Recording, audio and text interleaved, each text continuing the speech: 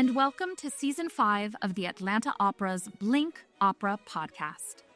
I'm Soprano Sara Gartland, and I'm excited to make my Atlanta Opera and role debut, performing Lady Macbeth in the upcoming performances of Verdi's Macbeth. I'm thrilled to be your host for this week's episode on Verdi's dramatic twist on Shakespeare's classic story. I'm a mom to an incredible, warrior-hearted boy with special needs, and that journey has given me immense strength and determination, qualities I bring to the stage every time I perform. In Macbeth, there's a deep humanity in Lady Macbeth's longing for power, especially in her lack of an heir, and I can't help but feel the weight of the next generation in this piece, something Verdi clearly emphasized. Everything I've experienced with Tomas has shaped me. I channel both the brokenness and the resilience into my performances. And to bring this to Atlanta first, that's beyond exciting. With such a strong team and foundation, I'll carry this energy into future performances of the role.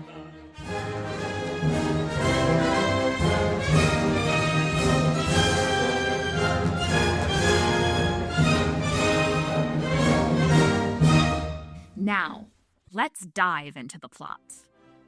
You wouldn't believe the night I've had.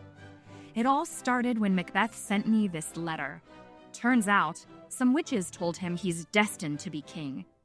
Not just that, but they were oddly specific. First, they called him Thane of Cawdor, and boom, a messenger immediately shows up confirming it's true. If that part of the prophecy came true so fast, why not the rest? That's when I knew we couldn't just sit around waiting. We had to make it happen. So when Macbeth gets home, I lay it all out for him.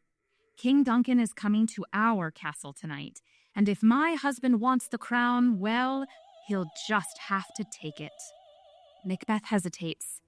He's got a good heart, poor thing, but I pushed him because I know he has it in him.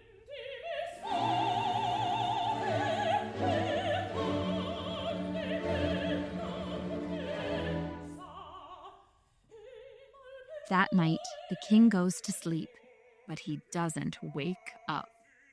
Macduff finds the body, and the whole castle goes into chaos. We join the others in mourning, cursing the unknown murderer. I play my part well.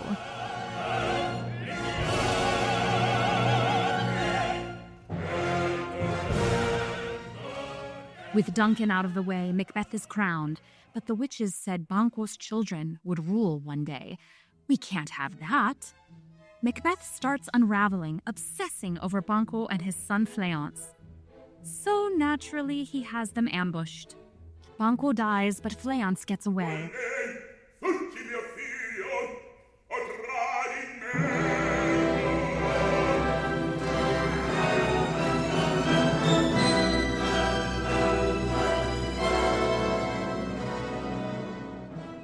That night at the banquet, just when I think we can finally celebrate, Macbeth loses it. He swears he sees Banquo's ghost sitting in his chair. I try to cover for him, laugh it off, but the guests are definitely weirded out. Now, Macbeth is completely fixated on what's next. He storms back to the witches, demanding more answers. They tell him that Macduff is a threat. Banquo's line will still rule, and, oh yeah, he's doomed. But Macbeth doesn't listen. He's too far gone. He orders the slaughter of Macduff's entire family.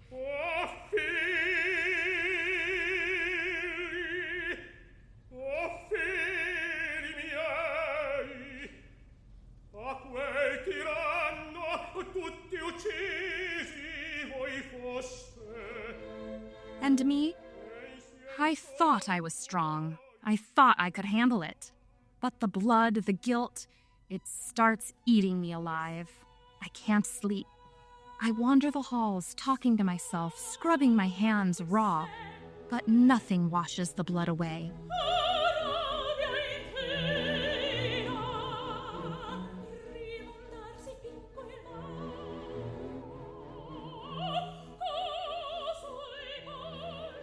Macbeth doesn't even notice.